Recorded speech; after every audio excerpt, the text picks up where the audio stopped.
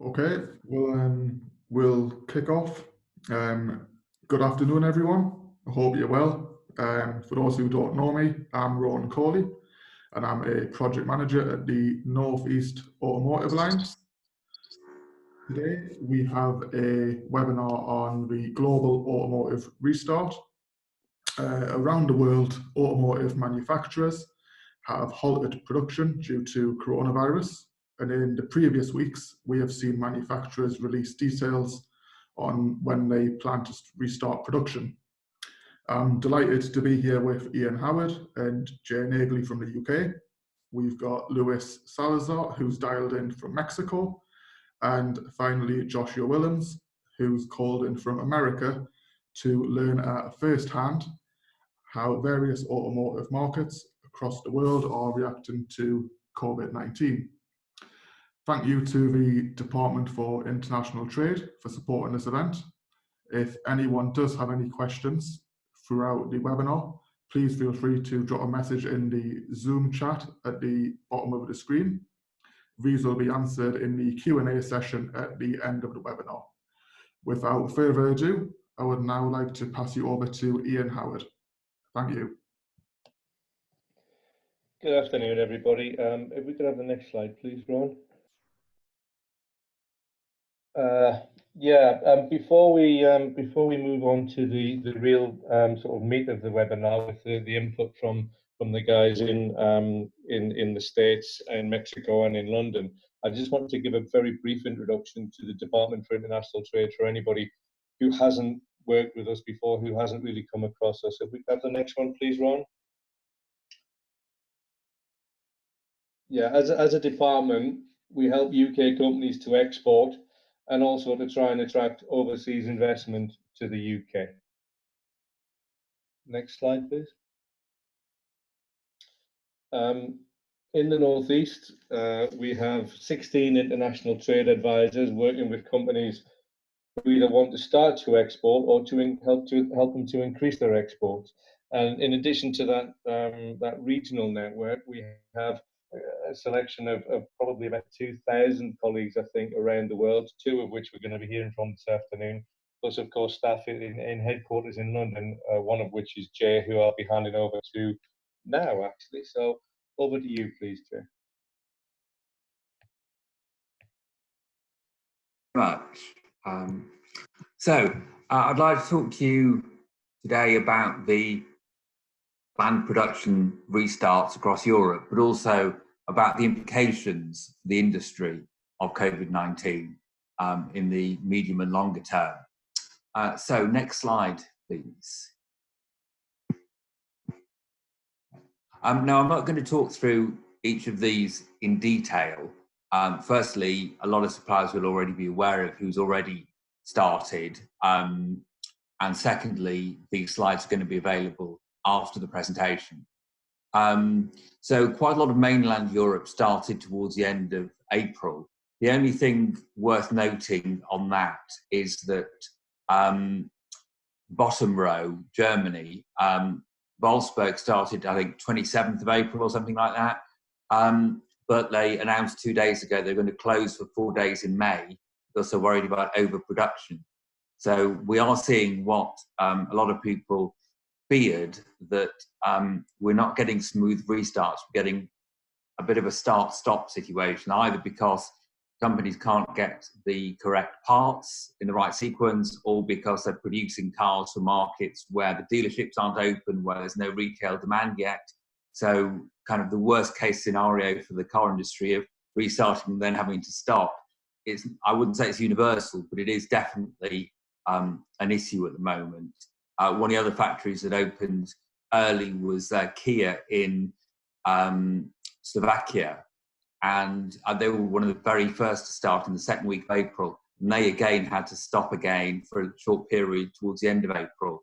So it is proving to be a little bit messy. Next slide, please. So this is how we see Europe going through May. Again, staggered restart. Most mainland European factories, those in the EU27, will be back in production by the end of May. We're tending to see particularly van plants being slightly ahead of car plants because the manufacturers say there is more demand for vans, given that by definition they're professional users rather than retail sales. I suppose that's to be expected. But again, we've had some delays reported. The last row there, Toyota in the Czech Republic, were originally planning to start that factory end of April, then beginning of May, then middle of May, and I think the current date is something like May 27th. So again, some of these dates are subject to slippage. Next slide, please.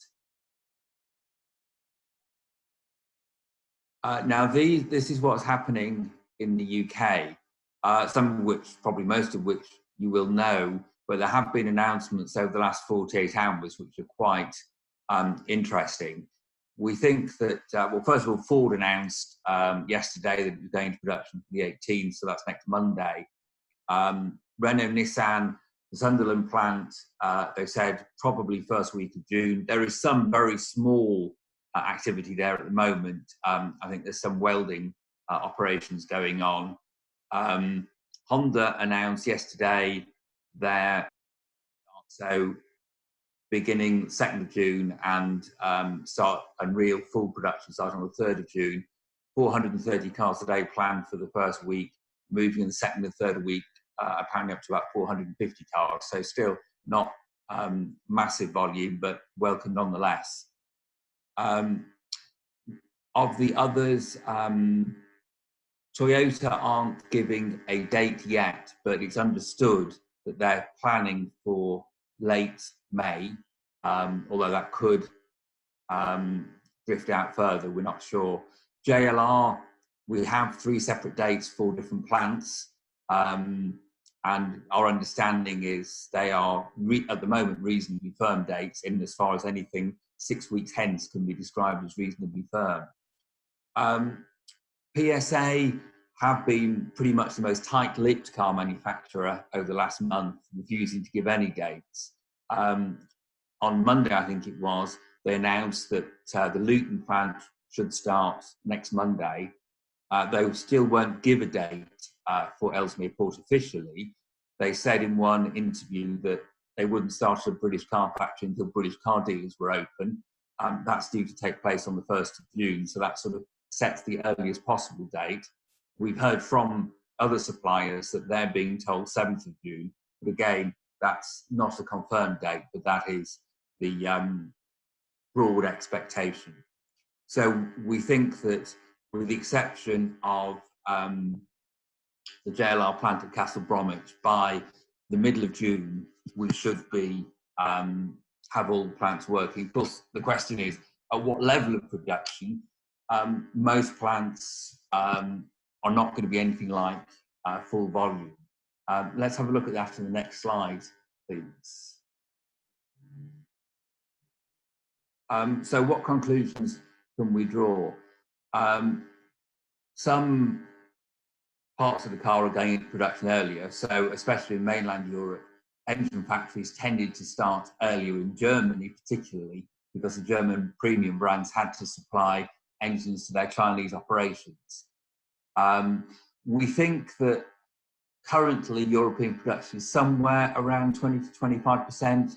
That is our best guess. It's certainly not an official figure, and it's impossible to know because it changes from day to day depending on how each factory is doing and what parts it can get and what demand it's got for its products. Maximum best case scenario would be 50% in June, probably a bit lower than that by the middle of June. One of the major things that worries the car companies is unsold inventory. Nobody wants cars piling up, and the cash that entails, given that cash flow at the moment is the most critical issue. PSA, as I was saying, have been pretty tight-lipped, but one of their senior people said a couple of weeks ago that they can't build for stock. That's just not an option at the moment. They have to know the demand is there, and they won't ramp up production until they know they can sell what they can make. And that does mean that we are seeing quite a bit of slippage in planned dates. the VW and Toyota examples I mentioned. And if anybody's wondering why Britain's dates seem to be later than mainland Europe, it's mainly due to the fact that our peak in COVID-19 came later than most European countries. So whereas even countries that were really badly affected, like Italy and Spain, they managed to pass their peak a couple of weeks before we did, so they could restart production. There are associated problems, especially in France. One French union has taken Renault to court to stop the restart of production at one of its factories because it says that the social distancing measures are not good enough, and that's now being decided in the court, much to the evident displeasure of the French government, who said this is not a time to be jeopardising French production. And indeed, on the subject of French production, a couple of days ago, the French finance minister, in an interview, said that he was prepared to give more money to the car industry. He was prepared to give incentives to car buyers, and in return, he expected car production to be repatriated to France, which could lead to some interesting arguments across Europe. Of course, a lot of people make dramatic statements, especially in France. So how much of that is bluster and how much is a direct threat that they intend to carry out remains to be seen. Next slide, please. So what are the longer term implications, apart from the fact that clearly car companies are going to have a lot less cash? One of the first questions that's going to be asked is what happens to the CO2 target. The car companies went into 2020 planning their production and sales schedules incredibly carefully, more so than usual, because they had to get their fleet average down to a certain number. Now, it should be said, 95 grams is the industry average. It's not the average for every car manufacturer. Each manufacturer has its own target based on the average weight of its vehicles. So Fiat's target is well below 95 grams. BMW's target is above 95 grams because its cars are heavier than average. But each company has its own target, and meeting that target was already very difficult, and car companies were adjusting their model mix. Some high-polluting vehicles were being taken out of production. Production of other models was being increased. And of course, all that planning is now completely out the window, because for 2 or 3 months, the factories aren't making anything, and what cars they can make in what order when the factories come back online is still up in the air. So given the car companies can't plan a production schedule that will meet the target, there's a lot of debate over whether the implementation of the target will be delayed by a year. It's not going to go away, it's not going to be abandoned, but it could be delayed. After all, come December, given the bad state of the industry and the fact that all the car companies are going to be strapped for cash, is any politician really going to impose a €1 billion fine on a European car manufacturer? It seems pretty unlikely. So we also have delays in investment decisions. BMW factory in Hungary has been put back for a year, and I'm sure that's not the only one. The most important thing is, where is the money going to be spent? There is going to be less money spent, but that doesn't mean every area of R&D will be affected equally. Electrification is not going to be put on hold. Car companies know that regardless of what happens to the EU targets this year, the long term, they're not being abandoned. Car companies have to electrify if they're going to survive. So they're prioritising spending on electrification, and anything connected to electrification. Pretty well anything else is optional. In terms of autonomous vehicles, that was already being cut back quietly but strongly before the crisis, and now nobody's even keeping quiet about it. Audi announced last week that they dropped the introduction of the first level 3 autonomous A8, which was level 3 is where a driver can take their eyes off the road and fiddle with their mobile phone without breaking the law. They've decided that's not going to happen. They spent 2 years working on a launch date of 2021. They've now abandoned it, and most other car companies are saying the same thing. So there'll still be work on things like autonomous shuttles for last mile deliveries, but an autonomous car that goes from Leeds to London without the driver getting involved, not happening. Certainly not until the 2030s, if ever. And we heard today that from a very large company involved in consulting engineering, that all the companies they know of in California that had raised huge amounts of money for shared mobility services, nobody uses the word shared anymore. It's the last word you want to use in a post-COVID world. So they're all being repurposed as goods delivery vans and personal mobility. So what implications does that have for UK suppliers? Basically, if you're working on electrification or any products that can be used for electrification, whether that be casings for electronic drive units, the electronics themselves, the batteries, whatever it is, that work isn't going anywhere. That's carrying on. So that does give some hope to the supplier industry over the next 2 to 3 years. But if it's not electrification, it's probably under pretty severe review right now. And I think I better stop now because I think I've gone over my 10 minutes. Apologies. And we'll move on to Luis Salazar from Mexico. Thank you, everyone. Good morning in Mexico. Good afternoon over there in the UK. Thanks, Ian, for the kind invitation and for the NEAA organizing this webinar.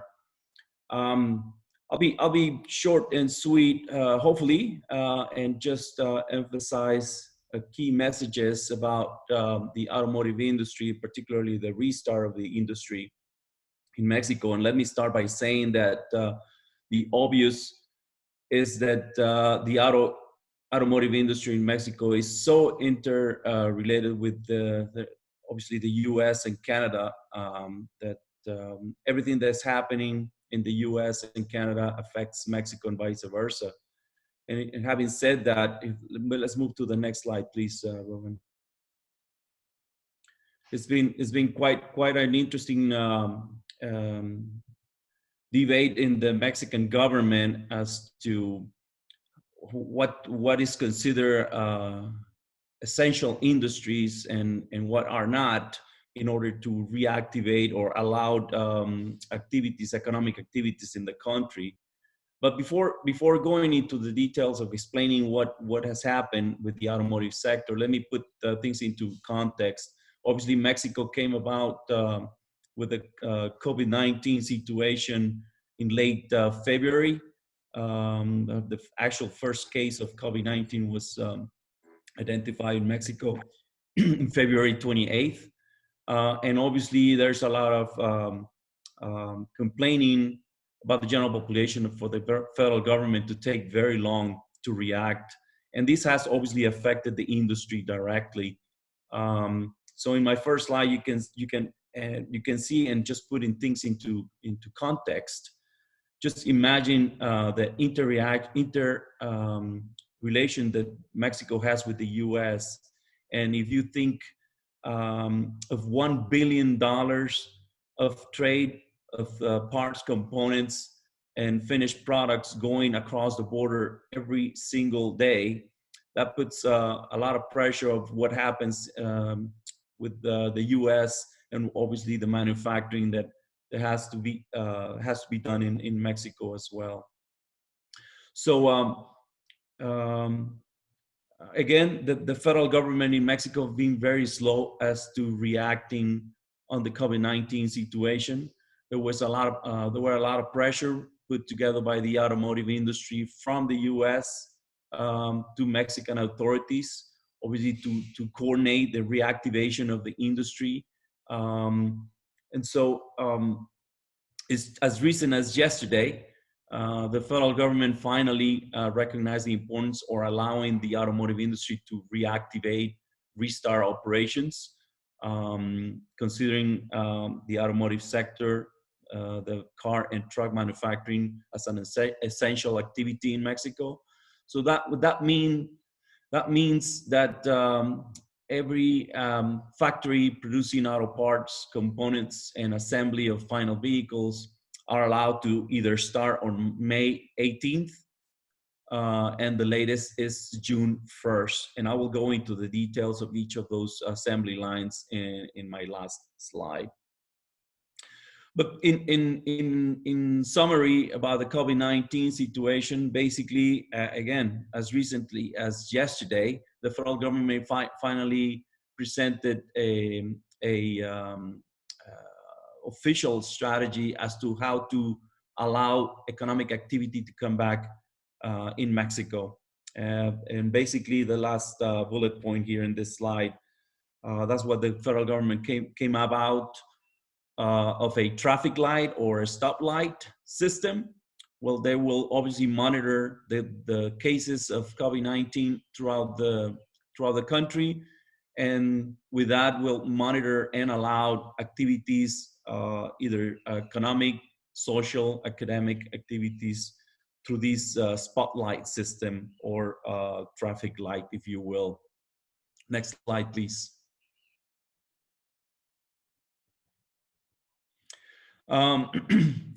Obviously, there's no record in recent history in Mexico of a situation like this. The automotive sector has been hit really, really hard, and the effects of these will be not only feel in the short, but in the long term as well. Again, in this slide, you can read the information, basic bullet points of the most important activities that we have in Mexico with the U.S.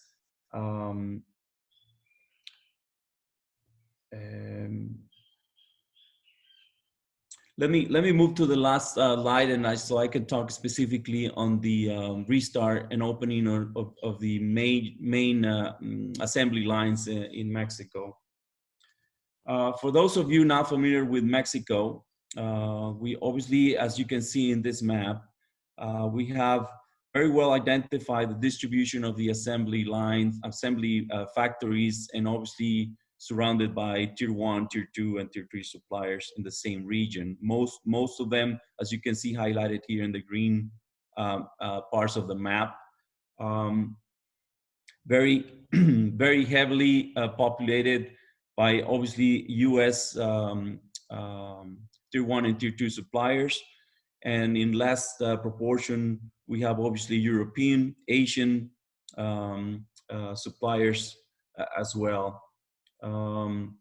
Just as recent as early this morning, I got my hands on a latest report on the reopening of the main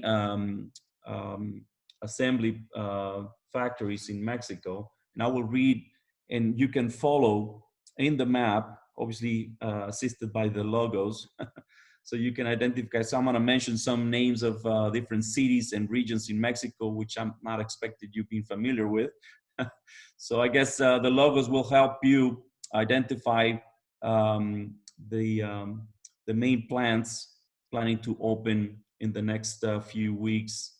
Again, most of the assembly plants will be opening on May 18 on a very phased out type of approach. And it is expected that by June 1st, 85–90% of the activity in the auto industry will be, again, phased out, starting to normal, if we can say that. For instance, in the case of Ford, we have several different plants. You can identify, again, those in the map. Most of them will gradually restart next week, May 18th. The Honda, we have several, or a couple actually, major engine and light vehicles plants. They are scheduled to start as well on May 18th. VW, which is mainly in the central part of the country, there in Puebla, they have reported to start gradually production in June 1st. Daimler trucks, that's heavy trucks, are also planning to, in both plants, in Saltillo, in the north part of Mexico, as well as in Estado de Mexico, planning to start next week on May 18th. Toyota, we have a couple of major factories in Mexico. They, however, have not disclosed when will they are planning to start. Kia, the Korean only assembly plant located in actually my home state here in Monterrey. They're also planning to start in June 1st. However, I guess it's worth mentioning most of the not only assembly plants but also the tier 1 and tier 2 suppliers have already started preparing, prepping all those factories, and mainly taking pre-work on the maintenance and sanitary requirements in order to, again, start back again either May 18 or June 1st. BW, major operation in San Luis Potosí in central Mexico. They have announced to start, they will start on May 18th. Others, again, Audi, the plant in Puebla has not defined yet. Mazda and Nissan also, they're holding their announcements, not knowing yet if it is going to start on May 18. Most likely will start in June 1st. So in short, we have either major assembly lines starting on a phased out type of production in May 18. Most of them, like I said, will begin production in June 1st. Obviously worth mentioning the fact that the interdependence, and obviously this will match what Josh will be kind enough to present to us in the US. Again, 85% of the production of auto parts and final vehicles, for that matter, goes from Mexico to the US market and Canada. And so obviously what happens and it's been decided in the US affects directly and in major proportion what Mexico auto sector reacts. I will leave it at here, and obviously we'll be looking forward to the Q&A session. Thank you. Thank you very much, Lewis. I'm going to pass on to Josh now. Thanks, Ron. Hi, everyone. Great to see a lot of familiar names on the attendee list, and looking forward to meeting more of you virtually over the coming months. And as a quick background, so I'm Josh Williams. I lead our automotive team here in the US, based here in Chicago. So calling in from a cold and rainy Chicago. Might as well be sitting with you in the Northeast, but here we are. We also have team members based in the consulate in Los Angeles. So they cover the whole of the West Coast. We also have a team based in Atlanta, so covering the Southeast, which is quickly growing, becoming a major hub of automotive activity. And then myself and a colleague, Bridget, sitting here in Chicago, so kind of covering the center of the country. I'll try to be brief. Don't want to repeat some of the great intel that Luis and Jay shared, but just want to give some US context. So you go to the next slide, Rowan, please. Yeah, so just to briefly touch on some challenges we're seeing here in the US. And again, this mirrors a lot of the trends globally, but just for context, the US light vehicle sales really came to a screeching halt the last month or two, and in April dropped by 46% since April of last year. So really sales falling off the cliff, unfortunately. And then just to kind of complete the picture, as far as production, we're going down. Automotive experts are predicting by the end of the year, we'll have a total production of about 9 million vehicles for the first time since 2011. And so to frame that, usually on a good year in the US, we're looking at 10 to 12 million vehicles. So over the last 5 or 6 weeks, the damage really has been done as far as vehicle volumes. And then just to get a glimpse of how this is impacting some of the bigger companies here in the US,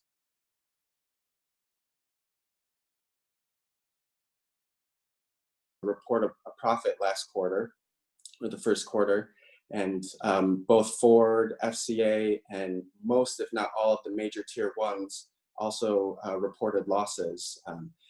Interestingly, a lot of folks are saying GM, they were able to post a profit largely due to some cost cutting and restructuring that they had initiated over this past year. So fortunately for them, it kind of put them in a good position to weather the storm. But even GM are very uncertain what the next quarter holds. So really holding back on their predictions going forward. And this is really causing a lot of the companies to, one, try and maximize their liquidity and their cash that they have on hand, and really forcing them to hone in on some of their more profitable business units. So we'll touch on some of the R&D implications in a couple slides. And then lastly, just to mention the pandemic response, like many countries, but it feels a bit more pronounced here in the US. It's very politicized. So from state to state, their response can be quite different. And it's not a perfect distinction, but it tends to follow political lines. So a lot of the Republican governors, they tend to be a little bit more keen to open their states back up, whereas Democratic governors tend to be a little bit more cautious. So that comes into play because Michigan currently has a Democratic governor, which we'll talk about. If you go to the next slide, Ron. Thanks. So a lot of text here, and don't worry about reading it all, but this just gives you a flavor of the timelines for a lot of the various states and the corresponding OEMs. So just to point out, again, Michigan kind of right there in the middle, most of the OEMs, they're due to go back to production next week.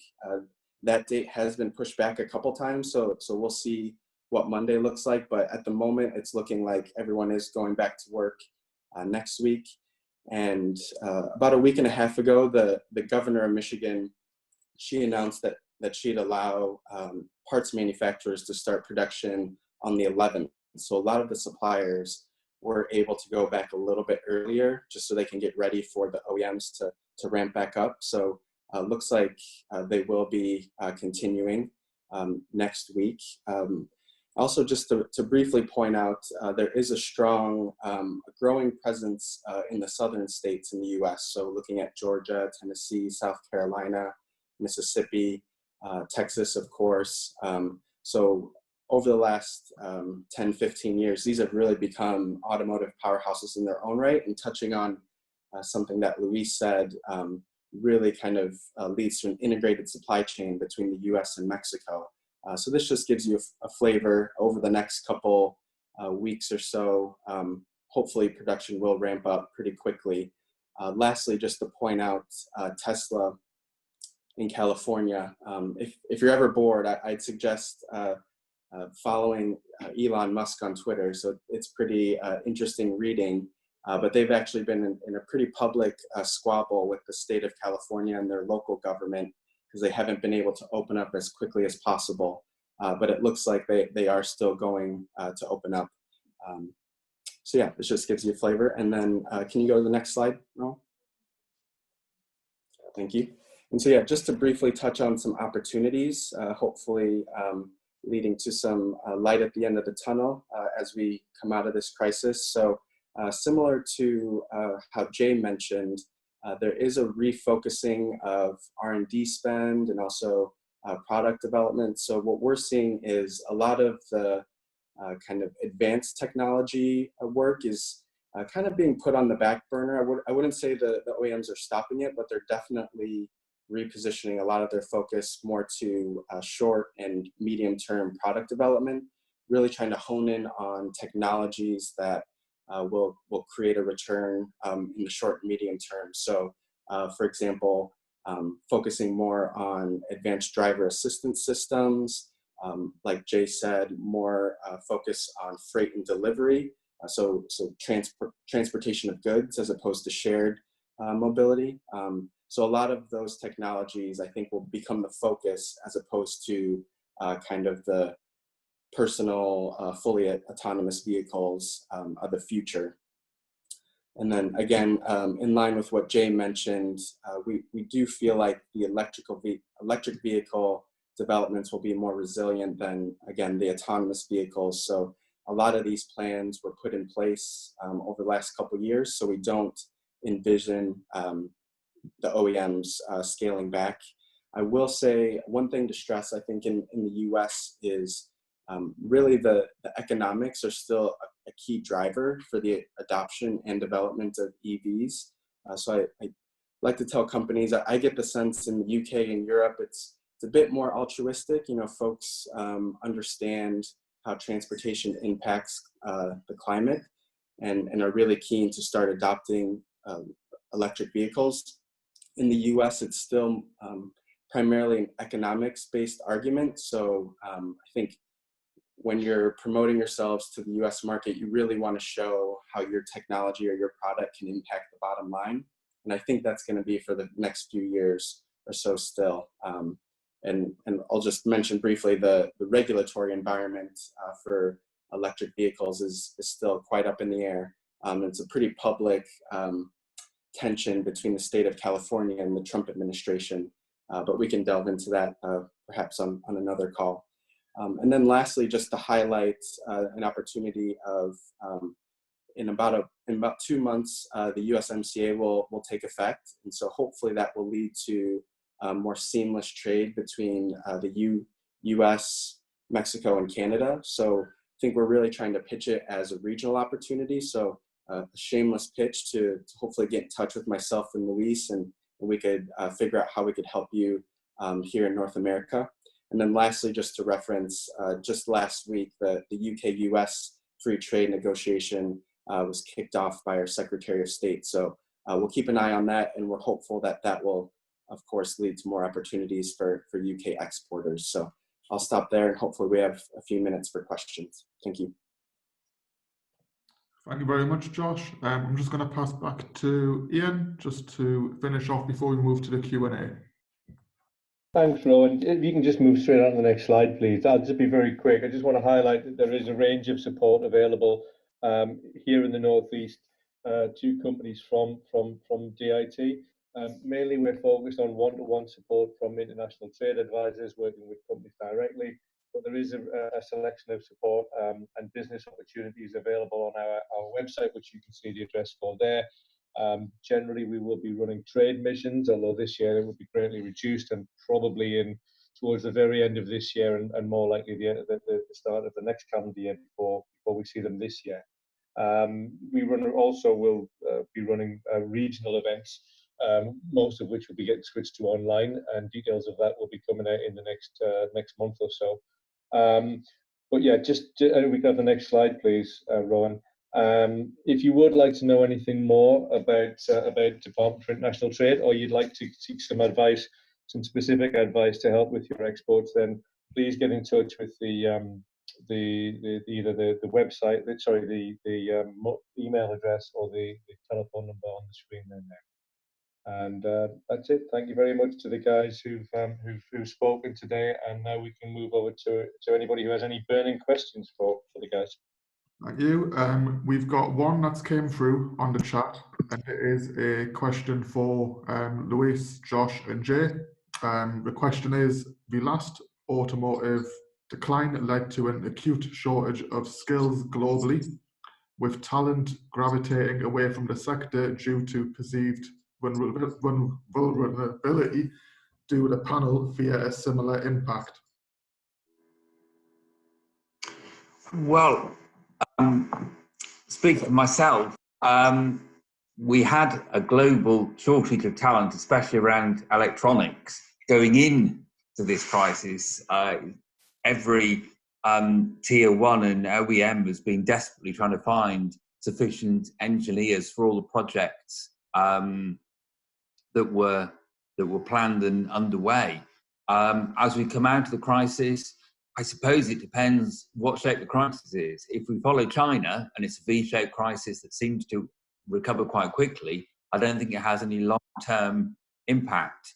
However, most economists are talking, and in fact, I heard one car manufacturer yesterday describing it as an L shape.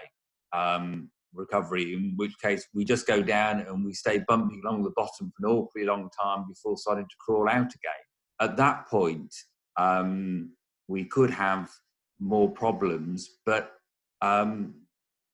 realistically, with a shortage of global engineers and most other industries being very badly affected, if the car industry is looking for new electronics engineers, it ought to be in a fairly strong position, because unfortunately there are going to be fewer opportunities available elsewhere. And I'll just add to that. I think that's well said by Jay, to note the shortage going into the crisis. Maybe just touching a bit on the mobility space. I think what's been interesting here in the US is we've seen a lot of tech talent that's more or less gotten tired of living in the costly coasts, and so they've been interested to move further into the country. So that's actually created a good opportunity for folks wanting to move to, say, Michigan, for instance. And what we've heard of, though the autonomous vehicle development work is kind of being pushed back, a lot of that software development, fortunately, has been able to take place in people's homes. So that could create more of a draw for folks to want to get involved in autonomous vehicle, or we'll say autonomous freight, that sort of work. Yeah, real quick. In the case of Mexico, there's and for those of you that have experience in either starting operations or getting involved in operations in Mexico, it's well known the fact that Mexican workers in general, technical skills, it's something that the Mexican people are really keen as to learning and applying. Knowledges and technical training, even though, as a matter of fact, we, Jay and I, are heavily involved in assisting one particular region of Mexico, Estado de Mexico, in allowing and facilitating strategic alliances for technical schools, universities, R&D centers in the UK to have some sort of collaboration agreements and support in order to develop that skill set needed in Mexico. So it's obviously well known, the saying that crises open up opportunities, and this is the case for Mexico, with the vast opportunity for again the Mexican worker eager to learn new skills, and obviously the possibilities of the UK providing that technical knowledge and training to Mexico. That translates into a good opportunity that, like I said, Jay and I are currently working on. Thank you. Thank you. And does anyone have any questions that they want to ask? If so, you can just unmute yourself and ask away.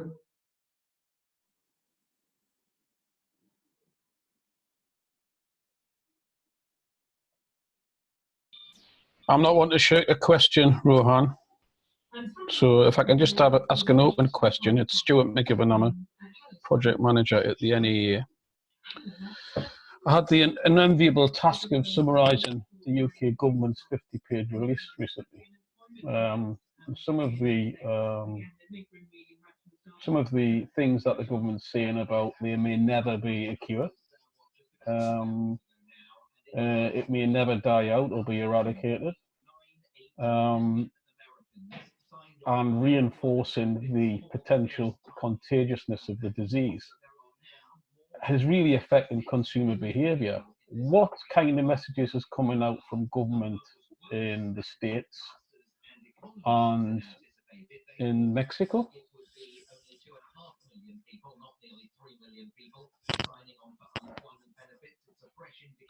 I could start.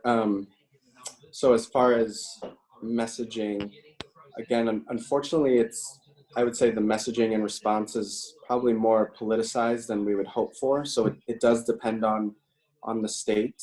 I would say the response from a lot of the OEMs and suppliers, I think there's an understanding that the pandemic isn't going to go anywhere anytime soon. So they really are changing their manufacturing processes. They're changing even the way their workers show up to work in shifts and how they take breaks, and making sure there's enough space on the production line. So I think from what we can see is they're really trying to amend their practices for the medium, if not longer term. At least that's what we're starting to see in the US. Thanks, Josh. That very much applies to Mexico as well. But in the case, and if I heard you correctly, in the case of the what can we expect as far as the consumer, the market, how is it gonna react after this COVID-19 situation? Obviously, is like I presented in my bullets, there's going to be a really hard hit. Mexico producing in the last 4 or 5 years an average of 3.5, 3.8 million vehicles. It is now expected for 2020 that number to be reduced considerably. The local market, which usually is about 1.2, 1.3 million vehicles being sold in Mexico for the domestic market, that is expected to go down in the range of 20 to up to 50%. So it's and again, everybody getting adjusted to the new normal. He's incredibly well known, incredibly well respected. Essential for each of those households, if it is to buy an extra car just because of a new model is coming out, or just keep those savings in place for the unknown to happen in the near future. So definitely things will be different as far as the consumer in the auto sector. Thanks very much, Lewis. I'll just throw one other thing in. In the UK, 1 in 4 houses have less than £100 savings before the crisis. So I don't know, again, what it's like in America. So this puts the big ticket items into perspective. I'm just telling it as it is. I'm not trying to be negative or positive. I'm just being very... Yeah, just on that briefly. So there is the initial response from the US government was a bill called the CARES Act. And so that had a lot of business-facing mechanisms. But as far as the consumer, it did include, basically it was a check that they sent to all Americans that made less than a certain amount of income. And the income was relatively high. So a large chunk of Americans did receive $1,200 each. Again, that probably won't sway someone into buying a vehicle, but they were trying to at least keep consumer spending floating for the next few months. And there is talk to do another similar bill. So we'll see how that goes. So do you see that there will be some kind of incentives coming? As far as vehicle incentives, I'm not sure. We have started to see some of the dealers consider, how can they get their inventory off the lot. There have been a few OEMs that are doing things like 0% financing, or you don't have to make payments for the first 3 to 6 months. So they are trying to get their vehicles off the lot. The one thing I will say, we haven't necessarily seen that work yet, but I think they're also going to start implementing more digital mechanisms for sales. So I think the dealers will definitely have to basically reformulate how they sell vehicles. And so there's a lot more as far as digital sales, how you can inspect the vehicle digitally, even have vehicles delivered to you. So that's kind of the future as well.